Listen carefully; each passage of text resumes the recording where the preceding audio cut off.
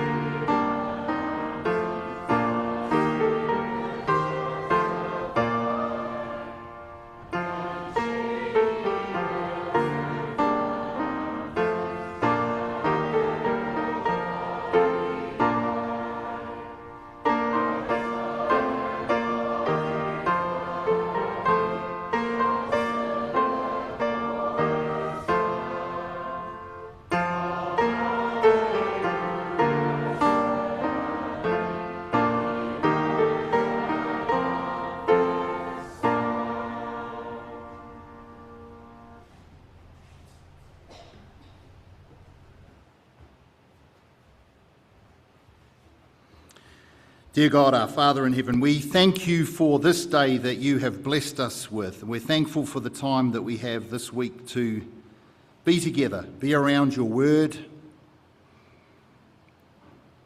to renew friendships, to meet new brothers and sisters, and to discover new things about your wonderful plan and purpose. We have a smorgasbord before us of studies, and we have already feasted from your living waters. We thank you for the opportunity we have this evening to take a trip. We're travelling to Africa, and we look forward to hearing about the work that you are doing in that land with your people, and you are still calling out a people for your name. And what a joy it is to realise that the community that we share and that we hold precious is truly a global community. We see a little bit of that here at Bible School, but we know that there is so much more that is going on around us. So we thank you for this time that we can spend together. We're thankful for all the other activities that are going on around us this evening as well. We ask that you suit a blessing. We thank you for all of these things, and we pray in Jesus' name, our coming King and Redeemer. Amen.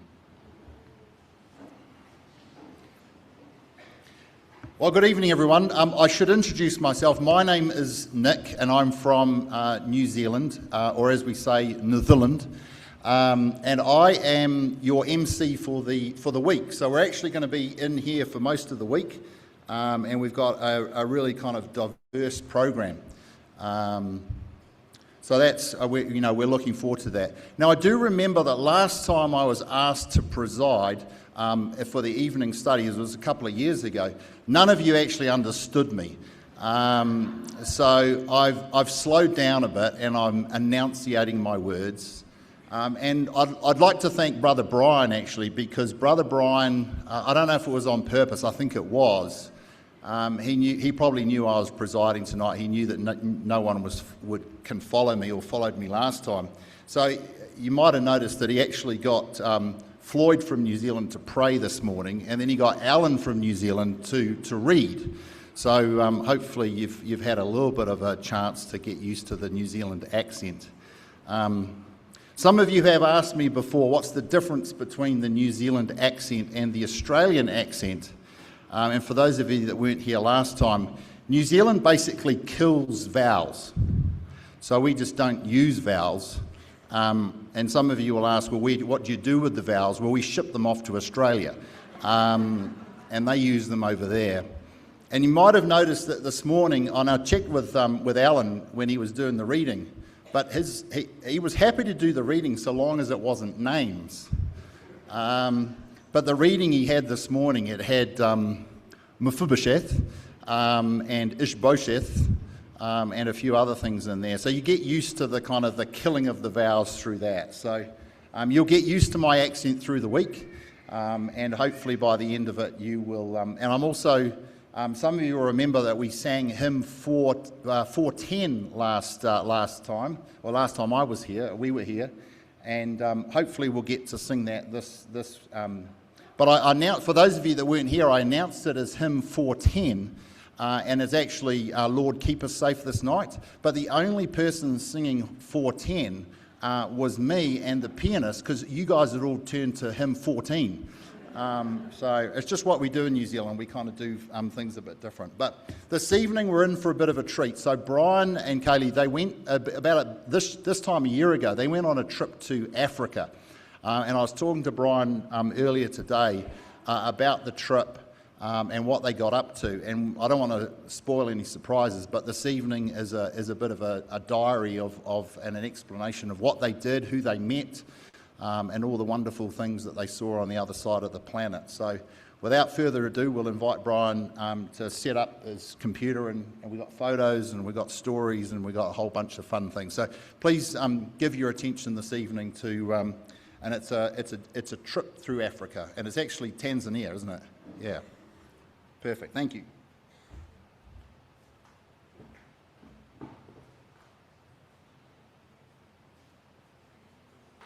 All right, so I was told tonight was a little bit of a later evening program, so I racked the brain a bit and thought that this would be an interesting one to take a look at, because like Brother Nick was mentioning, it was exactly a year ago today that we flew over to Tanzania, or as they say, Tanzania, to get a little bit of experience preaching. So at the outset, I'm not claiming to be an expert on preaching in other areas. I try to witness in daily life.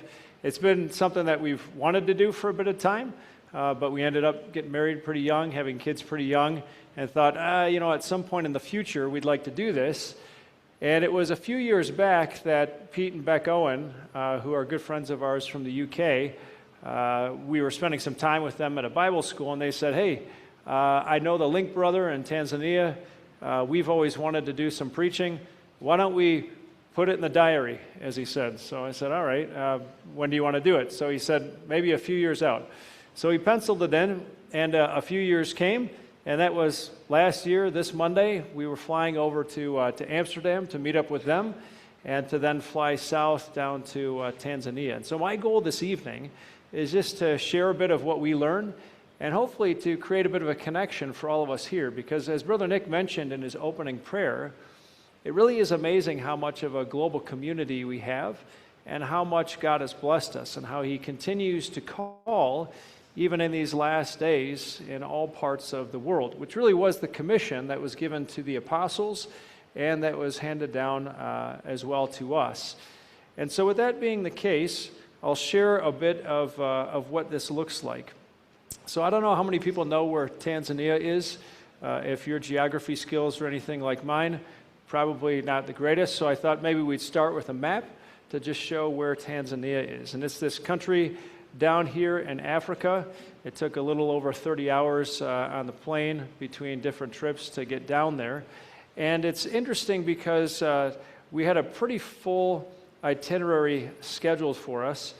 This is what it ended up looking like, and this is all traveling by car or by bus.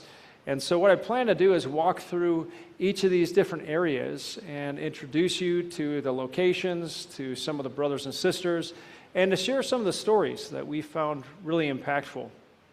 And so if you map this out on Google Maps, it's about 17 hours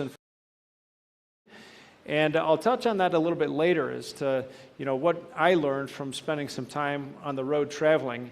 Every day was pretty much sun up to sundown, and so it was a pretty tiring trip, but it really gave just a small taste for what it is that people like the Apostle Paul or others did day in and day out for years on behalf of the gospel. It just gave me a whole new appreciation when reading through the New Testament and taking a look at some of those early epistles that Paul was writing to ecclesias that were first-generation Christadelphians, and seeing the reality of those things when we were visiting some of the areas.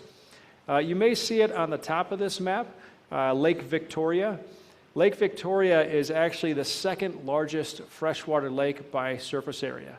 Does anyone know what the first largest surface area lake is? Yeah? Lake Superior, thanks. Appreciate it. I was thinking maybe one of our Michigan crew would reach out with Lake Superior. And not only does it have the second largest freshwater lake in the world, but it's got the second deepest freshwater lake in the world, which is Lake Tanganyika, which is over on the left side, over where you see F on the screen.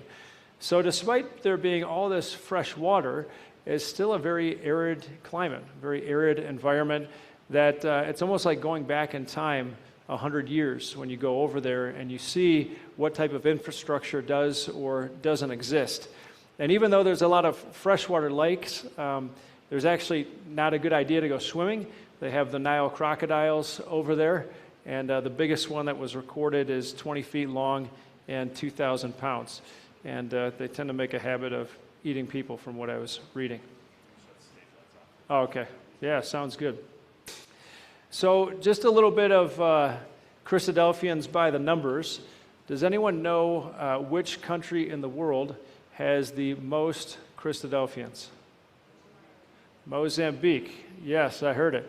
So when you take a look at this chart, here's some Christadelphians by the numbers, specifically in African countries. So Mozambique, right around 18,000. Malawi just behind that at 11,000. Kenya, around 1,700, Nigeria, Cameroon, and then Tanzania is pretty small, just around 300. Does anyone know where, I guess globally, how many Christadelphians there are? Yeah, just right around 70. Some of what I was finding was 50 to 60,000, so kind of right in that ballpark. So this gives you an idea, percentage-wise, of how many Christadelphians are in Africa. In the U.S., we have about 6,500 Christadelphians. Australia is just under 10,000, and Canada, from what I was finding, is right around 2,400. So if you were to combine Canada, Australia, and also the U.S., sorry I left the U.K. out, no offense, but you'd be pretty close, just over what we've got in Mozambique. So it helps to put in perspective how the gospel is spreading in some of these different parts of the world. And both the CBM, the Christadelphian Bible Mission, and also Agape in Action are very active over in Africa. And so arriving in Africa, we first landed in Dar es Salaam, which is on the east side of Tanzania. And you can see that in the map in the upper right there. And then we flew over to Mwanza. And so we met up with Pete and Beck in Amsterdam, and then flew down and met up with Brother Daffith and Sister Lynn Jenkins from the UK in Dar es Salaam. And then we arrived at the Mwanza airport. So I decided to include a picture of that, just so that you can see what that looks like. And once we arrived in Mwanza, we waited for our luggage to arrive, and everyone's luggage arrived except for mine. So my luggage was lost, and that's something that I learned very quickly in Africa, is that you need to learn to be flexible, because things quite often are not what you would expect. And so for the first 3 days, I wore the same clothes. Pete offered me his clothes as well. He's a number of inches shorter than I am, so it didn't exactly work out. But I learned very quickly that you can't be too precious about your stuff because you might not have it for too long. So from there, we went from Mwanza Airport to the hotel. And so you can see these are pretty standard accommodations while we were in Africa. We had about 10 minutes once we arrived at the hotel, and then we went over to Sister Christina's house to spend some time with her and to do the readings. And she had a number of brothers and sisters over at her house, and the driver took us so far and then said, all right, you got to walk the rest of the way. So we walked up through some different alleys and saw that, there were goats and things like that, and people were selling different things in the street. And we knew that we had arrived once we got to this gate. And so perhaps you can read on the gate here, Jesus' power. And we knew that we had arrived at Sister Christina's house. And it reminded me of some of the verses in the New Testament. In Romans chapter 1 and verse 16, when Paul the Apostle writes, "For I am not ashamed of the gospel of Christ, for it is the power of God unto salvation to everyone that believeth, to the Jew first, and also to the Greek." And then in the reading that we took a look at a little bit yesterday by way of exhortation, 1 Corinthians 1 verse 24, Christ, the power of God and the wisdom of God. And so when we got into Sister Christina's house, there's not a ton of electricity in all the different places there, so we relied on some of the sunlight coming in through the windows. I found that introductions are very important in the African culture, and so you might spend the first 20 or 30 minutes just doing introductions as everyone goes around and talks about who they are. And as a result, we spent about 4 hours doing the Bible readings together. And so Pete and myself took turns. Not only we would read around, but then we would make some comments, and there were translators to be able to help us. And so when it came time to singing, it's really remarkable to hear the singing of our brothers and sisters in Tanzania. And since they don't have a ton of instruments at their disposal, they really use their voices. And the voices of praise that are lifted up are quite inspirational to be able to hear. And even the men were bouncing around with the rhythm, and it was really quite moving to be able to experience that together. Sister Christina, after serving us some food, actually then brought out some of the things that she makes. And this reminded me a little bit of the Apostle Paul with his craft of tent making. She had a craft of making blankets that she would sell, and this heart is actually comprised of a number of bottle caps that she individually wrapped with fabric and then sewed together to create something where you could put pots or pans and things like that. And so you can see that there's quite a bit of resourcefulness as our brothers and sisters find ways to make a living, and a lot of the living is day-to-day living. And as I went around, I was really impressed with the fact that even though the living is day-to-day, that there's quite a bit of joy in the community, with the children. And from talking with Brother Daffith as we went from town to town, we commented on how much the truth is really flourishing in Africa, and how much a lot of this really aligns with what Christ talks about, with day-to-day subsistence living and truly depending upon our Heavenly Father. And it drives a hope for something that's in the future. And so we ended up spending a good amount of time there with the brothers and sisters. And then when it was time to leave, the entire ecclesia walked us all the way back down to our car down the hill. And one of the brothers there, you can see him standing next to me, just on, I guess, looking at the screen, it would be the left side there. His name is Brother Kelvin. And what's really interesting is when we were doing introductions, we said our names, and he immediately lit up. And the reason that he lit up is because just a couple months before, Brother Chris and Sister Martha Sales had visited in the northern part of Tanzania, and Brother Kelvin was up there for a youth weekend. And so Chris and Martha told him, hey, Bryan and Kelly are coming, you're going to see them. And so we were able to create a good connection with Brother Kelvin. And one of my concerns, just speaking openly about going over, is, well, what impact can I really have? And why am I going over there? Is this for me? Is this for them? Like, how is this really going to have any kind of meaningful long-term impact when I go over for a couple of weeks and then simply go home? And I've been super grateful with a few of the brothers and sisters, particularly the young brethren, to be able to stay in contact with them through WhatsApp. And Kelvin is one of those brothers who's super keen and continues to ask questions on different Bible-related topics. And this is super important because really what we're looking for, as with any area, is for ownership to exist within the area, to not have a dependency on people coming in and the people coming in to drive things, but to really have that groundswell of ownership.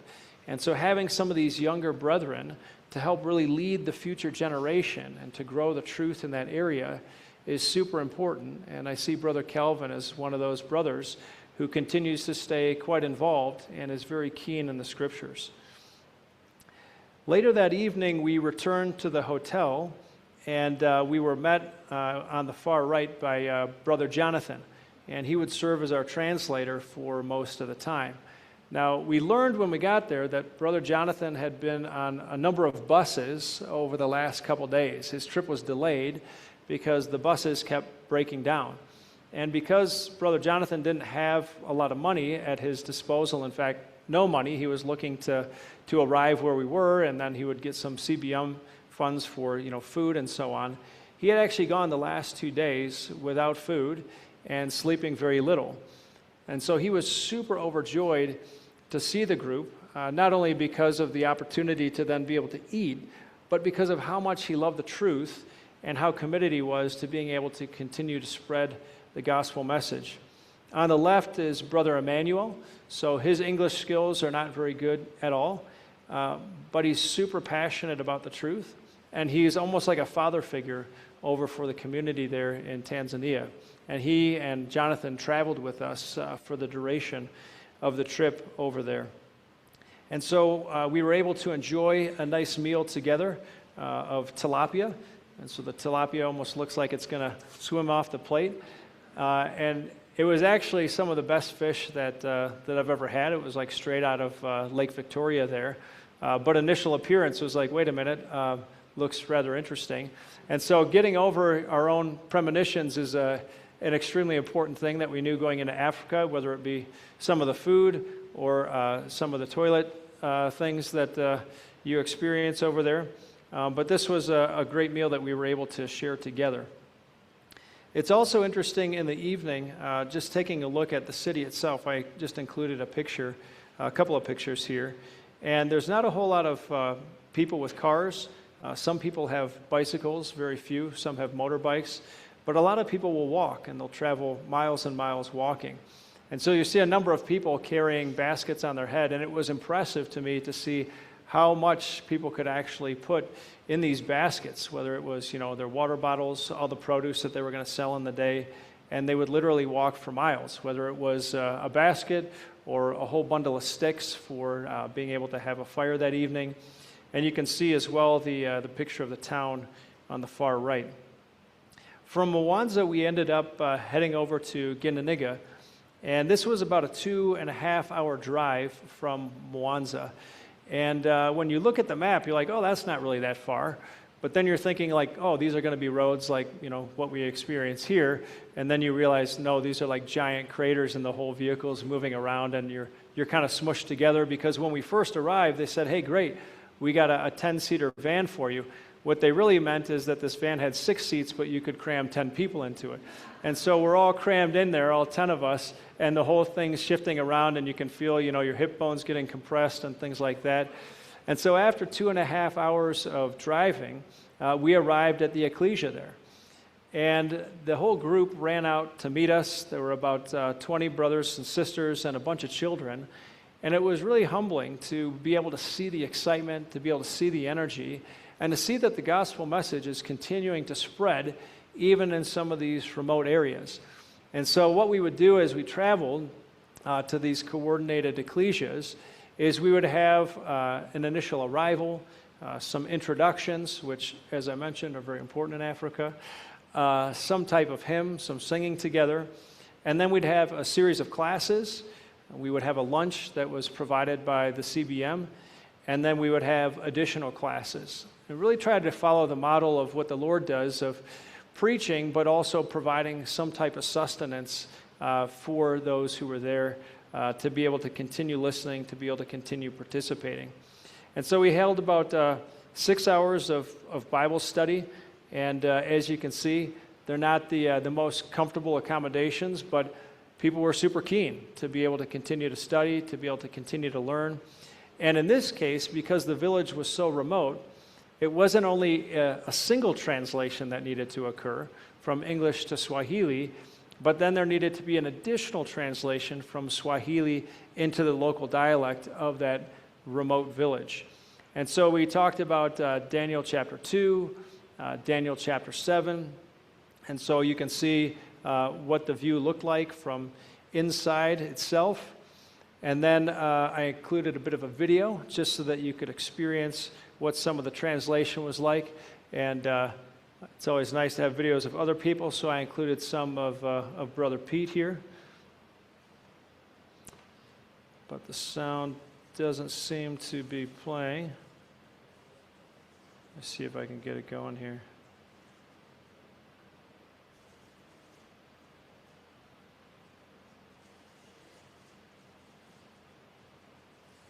Some technical difficulties, but we'll get this sorted very soon.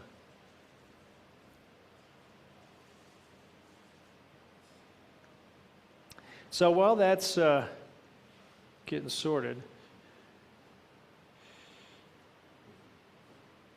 there's a pretty touching story that comes out of this in just a moment. All right, we're all awake. Excellent.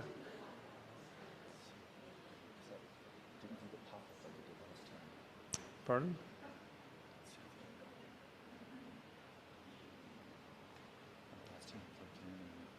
Oh, yeah. You want me to... What if I go out of presentation mode? Unplug and plug in again?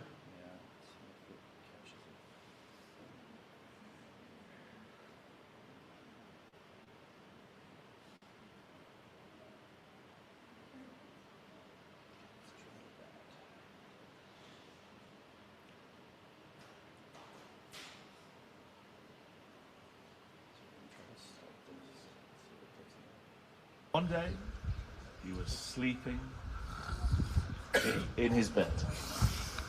Siku moja mfalme huyo akiwa kitandani mwake alikuwa amelala akaanza kugoma. This is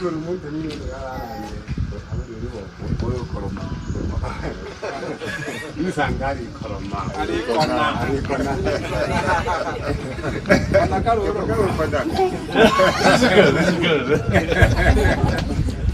And he wakes up because he's had a terrible dream. Ndipo alipozinduka akasema, nimeona ndoto ya ajabu sana.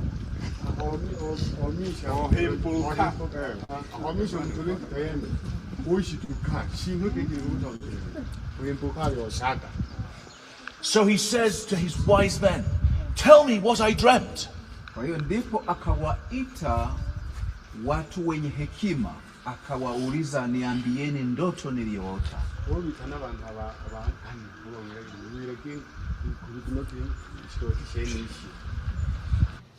Now, the reason I included that was just not only so you didn't have to listen to one talking head the whole time, but also to help illustrate some of the challenge of communication.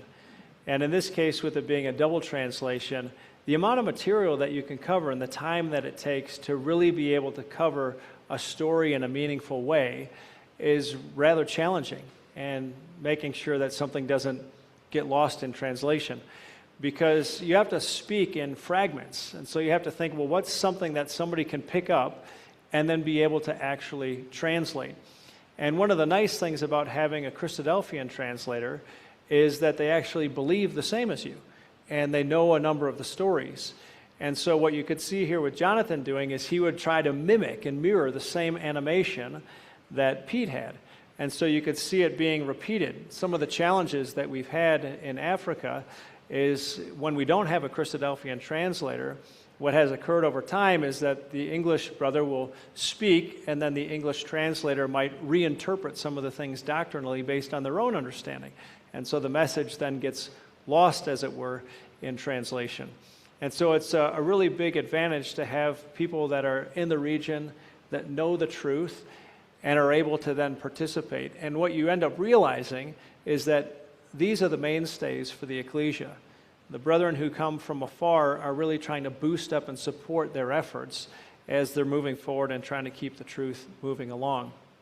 But at the end of the 6 hours of Bible talks, one older individual in the back pulled out this super old handmade notebook and began to communicate in his local dialect, and shared with us that he had been looking for truth for 45 years, and he had been unwilling to commit to any particular religion because he just didn't agree with what they were teaching, didn't think that it was really from the Bible.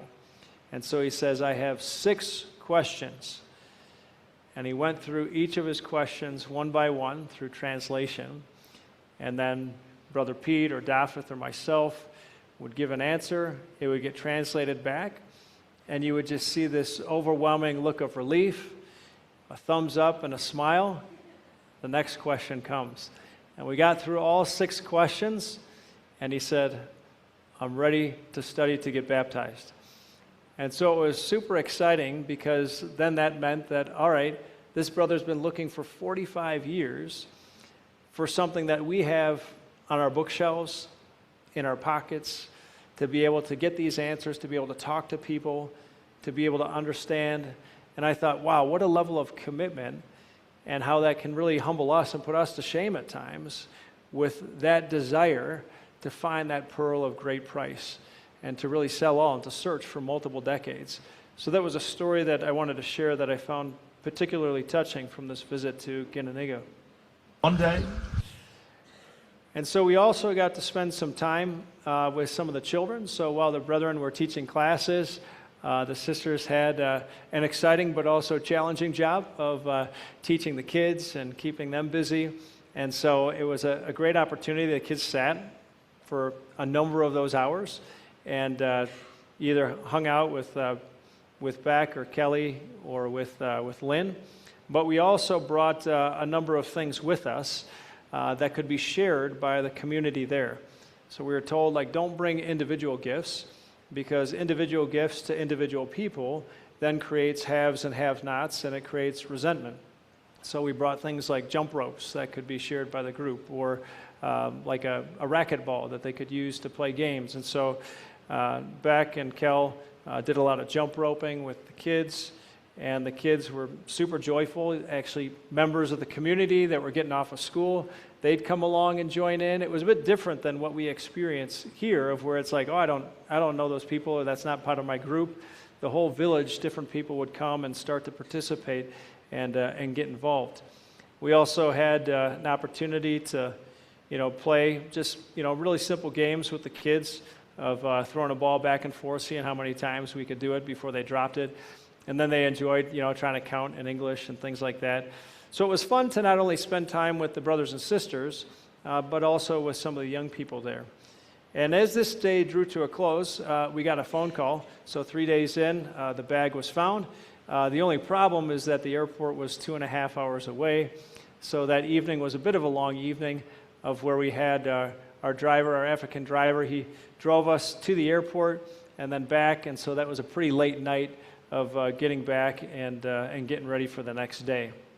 So the next day brought a bit of a profound shift. So we had breakfast, which was really light, of chapati and ginger tea. So it's basically just some simple carbs, and then that would last us through the afternoon. And it gave us an appreciation, because most Africans actually have one single meal of rice and beans. And we often throw away more food than they probably get to eat in a day.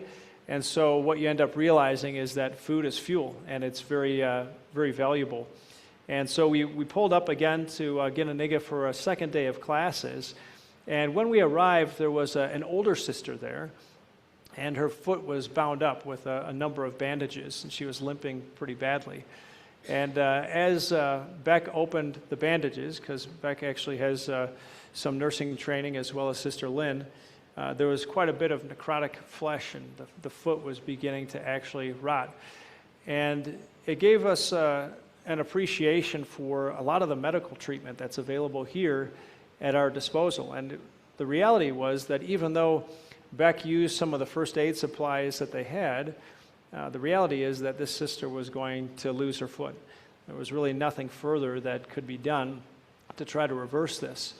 But just the sight of Beck putting ointment on this and wrapping it up with fresh bandages, others from the village began to think, well, wait a minute, there's a doctor here, there's medicine.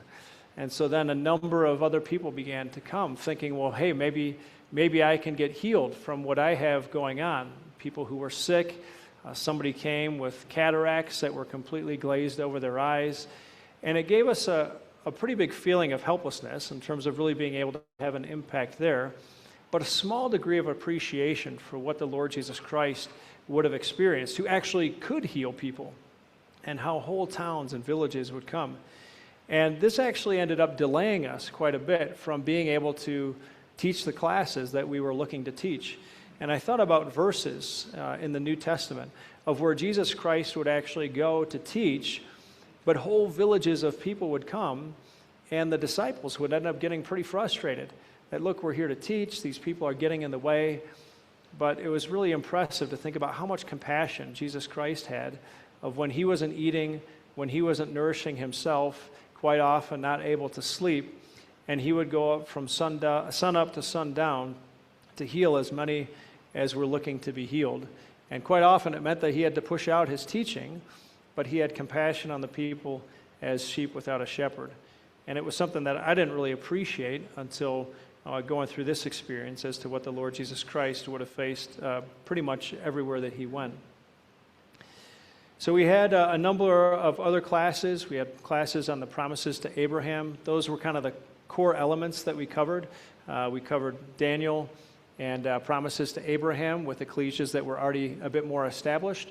And ones that weren't established yet, it was mainly promises to Abraham as well as some first principles.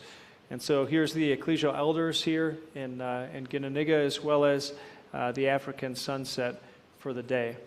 And so after we left there, we needed to travel 3 hours up to Musoma. So that's letter C up at the top. And Musoma is actually where the Agape in Action School is. But before going to Musoma, we had a little bit of a change of plans. We were going to visit a sister's house named Agnes, and there were actually 2 Agneses. And so we learned through translation that the way that they differentiated the 2 Agneses is that there was Agnes the big and Agnes the small. And we found out very soon where the nomenclature came from. And so when we arrived, Agnes the small was there. She was the granddaughter, and she had her 2 younger siblings living in a house and a curtain that would just kind of cover the door. And her grandmother arrived a little bit later after we had arrived. And it was sobering as we put the pieces together during our visit. We did a reading with her and talked with her, but there were 2 fresh burial plots in the garden out front that were labeled Mom and Dad in Swahili. And so with limited access to health care, life can be incredibly fragile. And so here we were sitting with this young sister who was caring for her younger siblings and trying to encourage her. And the brethren there, Emmanuel and Jonathan, had committed to coming back and trying to encourage her and provide a bit of pastoral care moving forward. So then from that point, we traveled up to Musoma, and we arrived around 7 p.m., and so it was a bit dark at that point, but we were thankful that they had prepared a meal, so we ended up sitting down for a nice meal together. And after eating, rice and beans for quite a bit, which I was grateful for, there was some more food that was provided, and it was pulled pork. And I thought, oh, great, pulled pork. I'm ready for some of this. And so they served it up, and I realized that it meant that they had pulled the insides of the pork out, and so put it on the plate, so it was actually pig intestines. And so that was a little bit of a different experience. There's a saying of "this is Africa," and so that's just, an expression of trying to expect the unexpected. And then we ended up doing Bible readings until 10:30, so another full day. Now the next day came, and the welcoming committee was there, which was a bunch of kids at the Agape in Action School. So about 70 children met up for Sunday school, and they were absolutely excited for all the crafts and some of the different things that Cal and Beck and Sister Lynn had brought along. And you can see outside the school what the school looks like there. It's kind of preschool, I think up to age 6 is the age group, and it provides care for Christadelphian kids as well as kids that are in the community. And so each day they would have breakfast, and so you can see breakfast being served there, which is ugali and maybe some beans and rice. And so all the kids would line up, and they're super grateful to be able to have a place to go and to be able to have food. And you can see as well inside the facility what the school looked like. So there's a number of different school rooms, and as I mentioned, about 70 kids that attend here during the course of the day. And then from here, we actually had a number of classes that we taught. And so the classes would take place in this particular room here. And so 9 a.m. is when we started, kind of finished out at 9:30 p.m. We had 4 hours of classes to start with, and we taught the adults, and the women taught the children.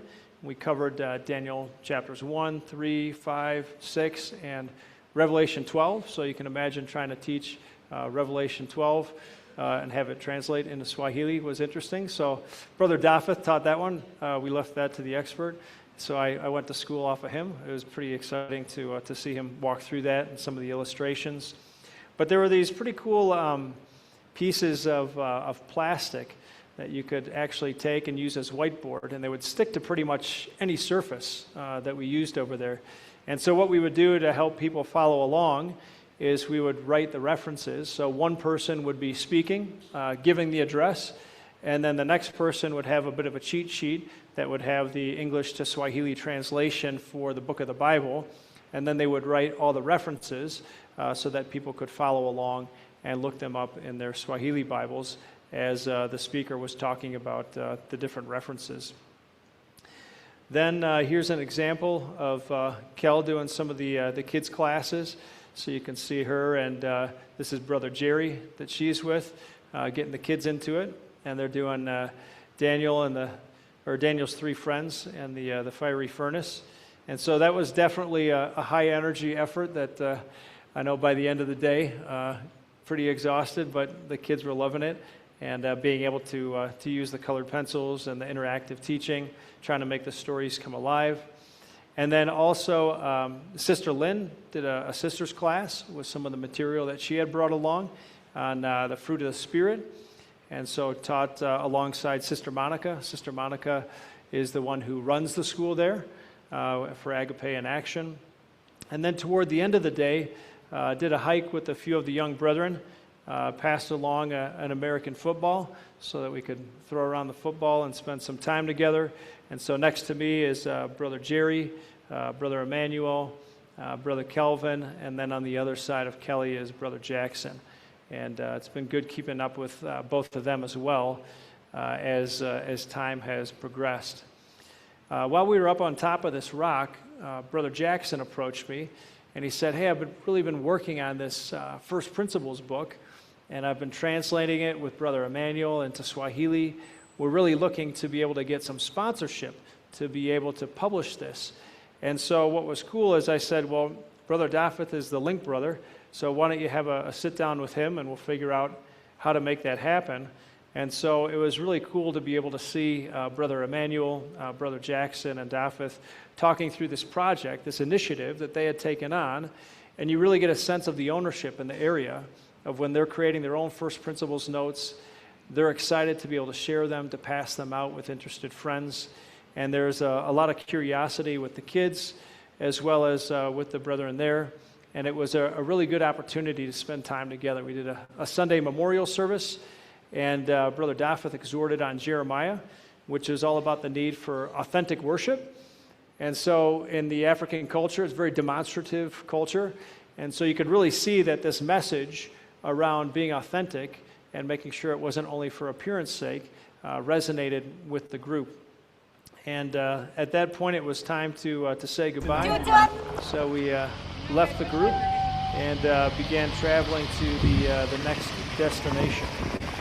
So as we traveled back down toward the south, a 5-hour drive from Masoma to the Usagara area, we had this brief drive past the Serengeti. And so I didn't expect to see a whole lot because, as you can see on the map, the green part of Serengeti is just a really small snippet. But it was pretty cool to be able to see some of the wildlife that was actually just along the road here. And so as we were driving along, it looks a little bit like the Lion King with some of the vegetation in the background there. But you can just start to see some of the elephants that will be peeking up here as we drive across. And this was a point of amusement for us on the trip because Brother Pete is also rather demonstrative. And when we passed the elephants, he was just like pleading with the driver. He's like, please, please, let's stop and look at the elephants. Please, brother, please. And he's like, no, Brother Peter, no, we're going to keep going. And he's like, please, please, yes, yes, yes, let's stop. And he goes, Brother Peter, that is not why we are here. And then he just like kept driving. But it just showed me like the commitment of these brethren is like, hey, we've got a one-track mission here. We are here to preach the gospel. And so it was really impressive to be able to see that. As we were cruising along, you can see here there's going to be, I think these are some baboons that are just kind of walking along the side of the road here. And you can tell as we're staring at them, they're kind of staring at us too. There's maybe a little bit of multi-directional tourism here as they're kind of checking us out. And you can see this guy's really inquisitive. He's like, what are you looking at, you know? And then finally, in this brief drive, we were also able to see some zebras as well that were kind of off in the distance here, which was really quite remarkable. I mean, the only time I had seen some of these was in a zoo. So it was a nice treat on the road back that became a nice conversation piece for us to be able to see some of God's creation here in the Serengeti. So that brought us to the next region. So we went to Usagara, which is now starting to get to D.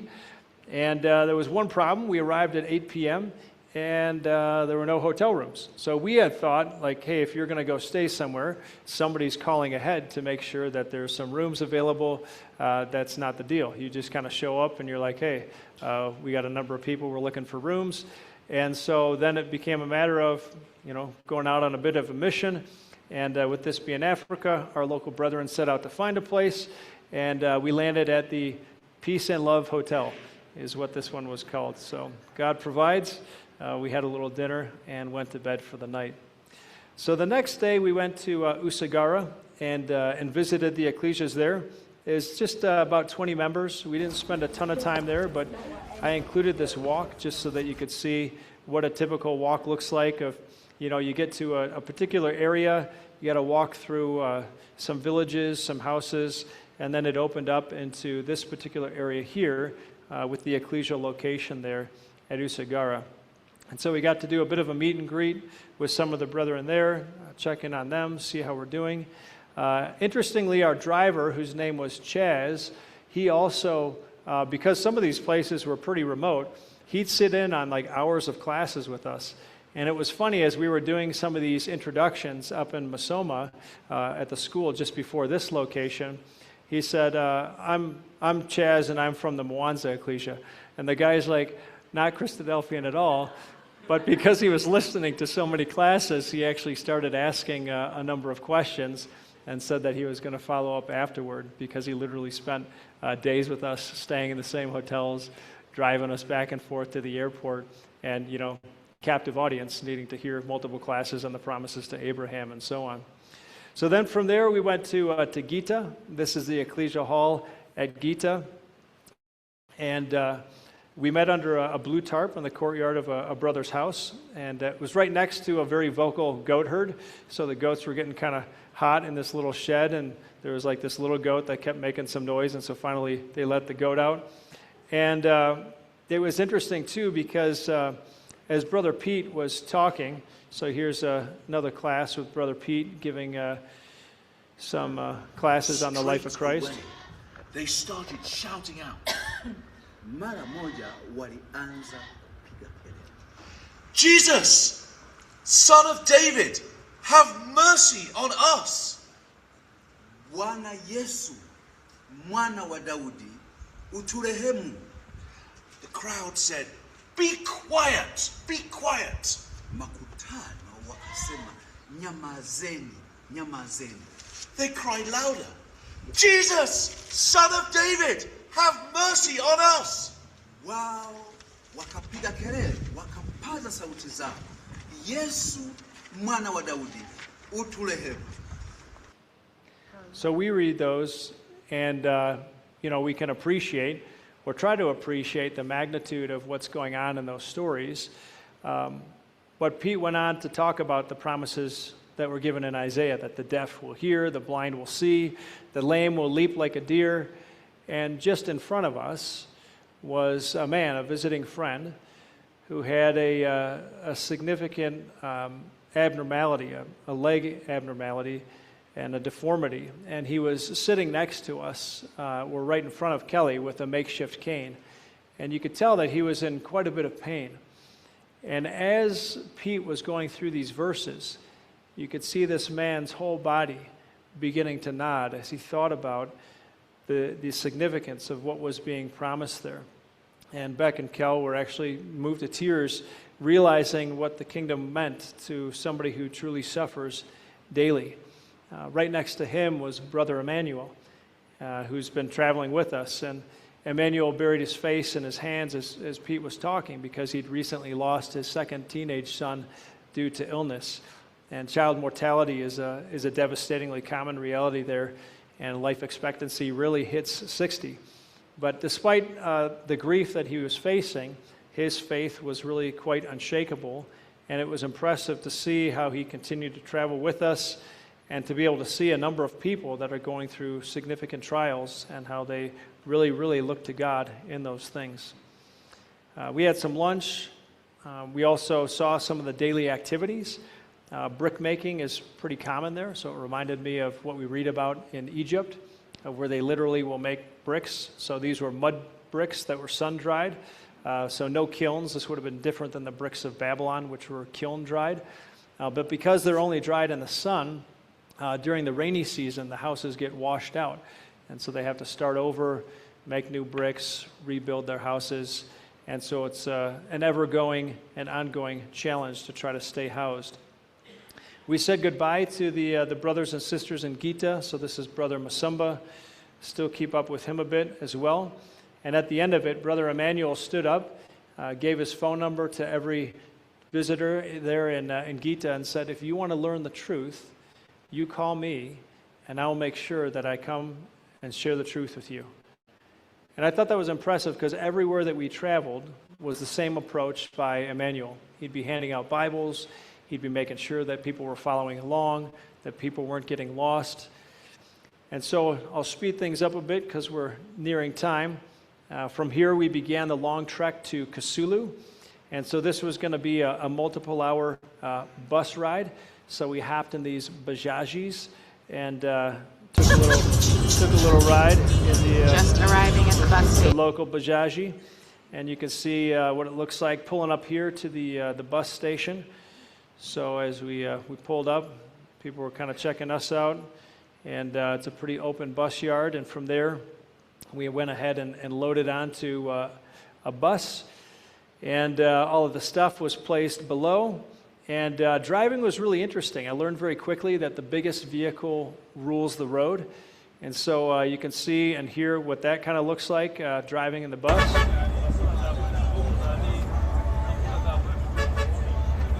They just basically drive through a crowded street and just honk the horn and expect that people are going to kind of pile off the road and, stay out of the way. It was about 86 degrees outside that day, and people were kind of rocking onto the bus with parkas. The driver was wearing a wool hat. We had our windows down, and people were asking us to put our windows up because they were getting too cold. So there's no AC in there. So it was a bit of a unique experience, multiple hours. You didn't really know when a bathroom stop was going to come, so you were kind of regulating your drink based on just kind of staying right above dehydration because you didn't know, like, when are we going to be able to go to the bathroom? And one of the things that stood out to me on this trip was how much time we spent traveling. And I found myself in an age of efficiency asking, like, is this really the best use of time? Like, shouldn't we be spending more time preaching? But there really wasn't another way to do it.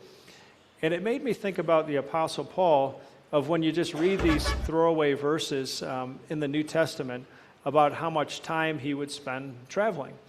And it's like, oh yeah, we traveled from here to there. And you look it up and it's like, oh, that's, 5 to 6 days by foot. And so what you end up realizing is that a lot of the activity that would take place was not only Paul in the town itself, but traveling with companions. And whereas we were in a position of where we were safe, provided for by God, there were a number of times that Paul brings up in Corinthians of where he was falling into perils by robbers. And the way that he was traveling was not all that safe. And so a significant amount of time in the early spreading of the gospel was trying to travel by land or sea to be able to share the gospel message. We arrived in Kasulu, got a warm greeting from Brothers Malachi and Onesimo. I still keep up with Brother Onesimo as well. This was the ecclesial hall.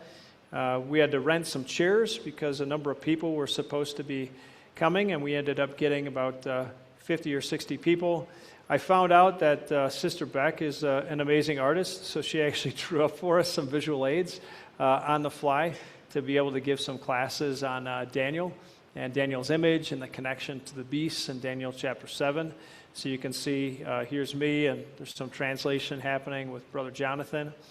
And what's pretty amazing is when it's time to begin the next class, there's a lot of energy. They actually have a song for the Lord's Prayer that they sing together to really be able to get everyone focused, high energy, and get them ready for the next class. So this is that here.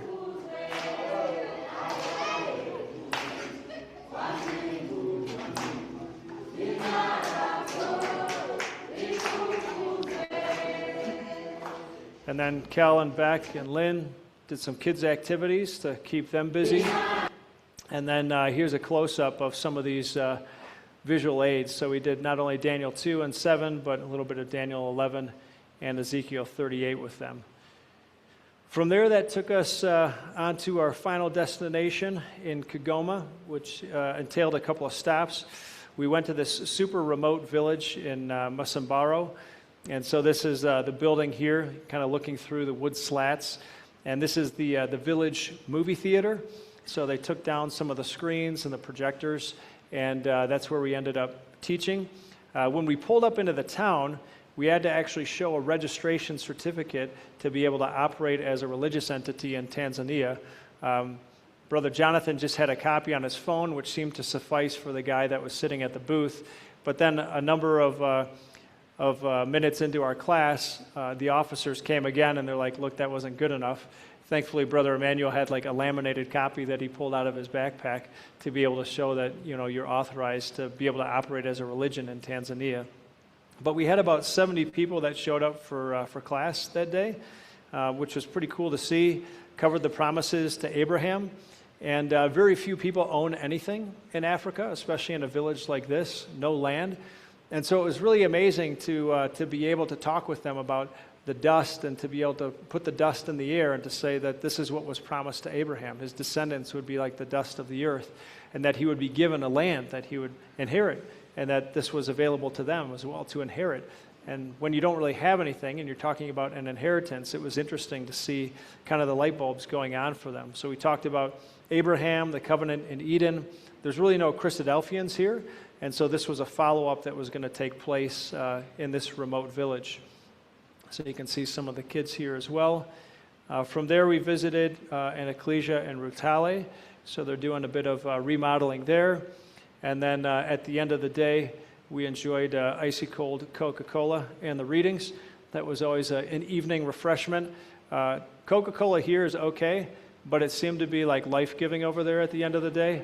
You get a bit of sugar, a bit of caffeine, and all of a sudden you feel like a new person. So that was pretty amazing to be able to then do the readings together. And then the final day came of where it was time to load up and go to the airport. And so you can see here that the brothers, he's borrowed a car from his friend. He's standing on top, and he's got like these worn out elastic cables. They snapped a few times when he's like putting them on, but he's like, don't worry, just tied them in another knot. And so you're thinking like, I just told Kel, I'm like, which luggage don't you want to have back? Because it's going on top of the car. And so you could see Brother Pete's face, somewhat dubious as to whether or not this is all going to work. And so we piled in the car and began the trip over. And so driving over to Gungu, another view of daily life. You can see that travel is very different there. You got to transport a giant propane canister. Just put a couple people on a bike and away you go, right? And that's reality, is you got to be able to do things. So we pulled up to the final ecclesia here in Gungu, and you can see we're kind of going on this off-roading tour here. There were some cows walking in the middle of the street off to the right. But as we pulled up to the left, what ended up happening is we heard this giant crack, and the roof rack actually slid off the car, and so we needed to take all of the luggage off and get a little bit of improvising here. We pulled up to the final ecclesial residence, walked through this little gate, and it opened up into this larger courtyard. We shared some more Bible classes with them, and there were some pastoral issues to sort out there, akin to what you might read about in some of the 1 Corinthians letters that Brother Daffith and Emmanuel needed to talk through. So there's real life happening that needed to be helped out here. And then as we concluded for the day, Pete gave one final class on Daniel. And then because we had sung the Lord's Prayer so many times, Pete actually led the assembly this time with the Lord's Prayer.